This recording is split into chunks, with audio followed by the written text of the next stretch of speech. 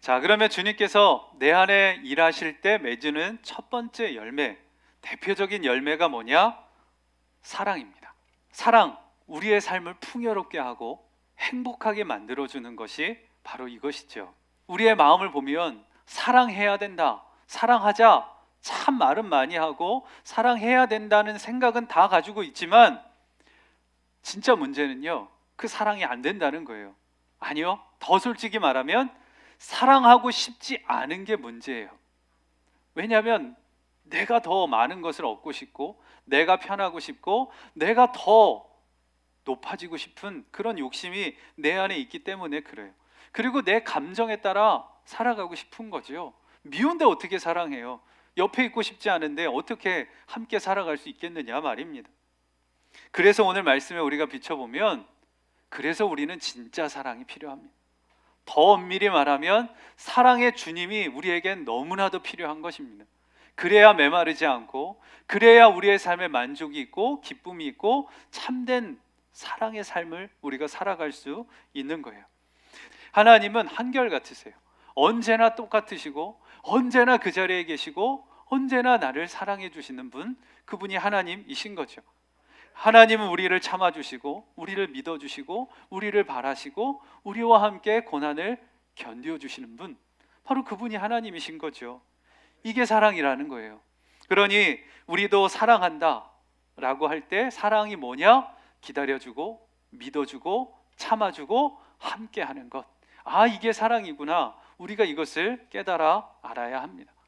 근데 이게 사랑인 줄 이제 우리가 알았는데 여전히 우리의 마음 안에는 받는 게 더 좋고 내 감정이 더 중요하고 내가 원하는 대로 살아가고 싶은 마음이 우리 안에 있죠. 그래서 사랑은 힘들고 그 사랑이 아프고 부담스러워요. 근데 어떻게 사랑하라? 어떻게 사랑으로 우리가 사랑만 하며 살자 이렇게 말을 할 수 있을까요?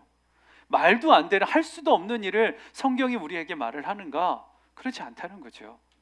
이렇게 될 수 있도록 주님이 하시는 거예요. 주님이 내 안에 계셔서 나를 통해 역사하시면 사랑하게 된다는 거예요. 그러니 내가 사랑하는 것 아니고 주님이 나를 통해 사랑하시겠다는 거예요. 그럼 우리가 할 건 뭐지요? 이것을 믿고 순종하고 그대로 따라가면 되는 거예요. 그리고 우리가 그 주님의 말씀에 따라 순종하며 사랑할 때 주님을 더 깊이 알아가게 되는 거예요. 사랑은 여기 있으니 우리가 하나님을 사랑한 것이 아니요 하나님이 우리를 사랑하사 우리 죄를 속하기 위하여 화목제물로 그 아들을 보내셨습니다. 사랑하는 자들아, 하나님이 이같이 우리를 사랑하셨은즉 우리도 서로 사랑하는 것이 마땅하도다. 사랑이 여기 있다는 거예요. 하나님이 죽기까지 내어주신 사랑, 그 사랑이 우리에게 부어졌고 그 사랑이 내 안에 있으니 그 사랑 때문에 우리도 서로 사랑하는 것이 마땅하다, 이렇게 성경에서 말하고 있는 거죠. 하나님의 사랑이 어떤 사랑이죠? 아무 공로 없고 자격 없는 우리를 품어주시는 사랑이에요. 그리고 변하지 않는 한결같은 사랑으로 우리에게 부어주시는 거예요. 그리고 어렵고 힘들 때 우리와 함께 해주시는 그 은혜와 사랑이죠. 그 사랑이 우리에게 다 부어졌어요. 여러분에게 부어졌어요. 그 사랑을 지금 다 받으셨고 그 사랑을 지금 마음에 품고 계시는 거예요. 그 사랑에 주목하고 그 사랑에 귀 기울일 때 우리의 마음이 감동이 되고 감격이 되어서 나는 사랑이 없지만 그 주님의 사랑 때문에 다른 사람들을 품어주게 되고 이해하게 되고 용서하게 되고 함께 할 수 있게 된다는 것입니다. 주님의 사랑 때문에 우리 사랑할 수 있게 해주신다는 거예요. 내가 볼 때는 아무리 미워 보여도 영의 눈을 뜨고 보면 하나님의 사랑을 받고 있는 사람이에요. 하나님의 사랑하는 자녀인 거죠. 그것을 우리가 안다면 감히 누구를 향해 미워할 수 없는 거예요. 나는 밉지만 하나님의 사랑하는 자녀고 하나님의 영을 품은 자라면 미워할 수가 없는 거죠.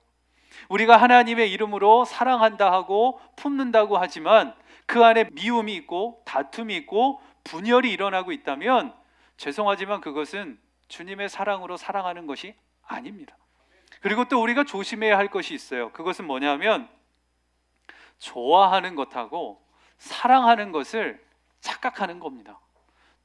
좋아하는 것, 사랑하는 것의 차이가 뭐냐면 아픔을 아는 거예요. 사실 우리는 사랑한다고 말을 하면서도 내가 좋아하는 것을 내 방식대로 강요 아닌 강요로 표현할 때가 있는 거죠.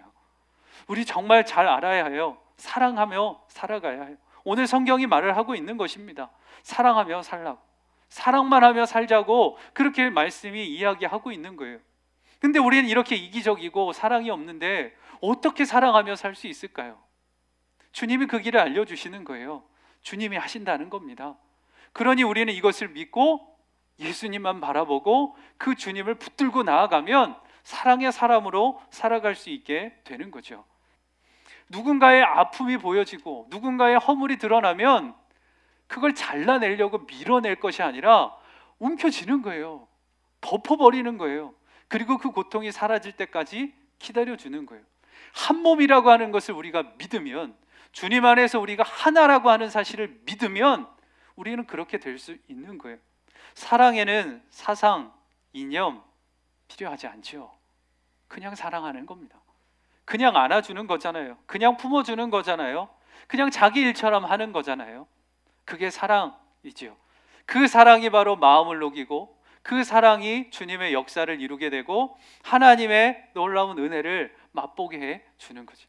거기에 생명이 있고 거기에서 사랑이 또 다른 사랑을 낳게 되는 거죠. 우리 다 사랑해야 된다는 거 아시죠? 그리고 사랑하며 살아가야 된다는 마음 다 아시죠? 그래서 여러분에게 말씀하고 싶어요. 뭐가 문제입니까?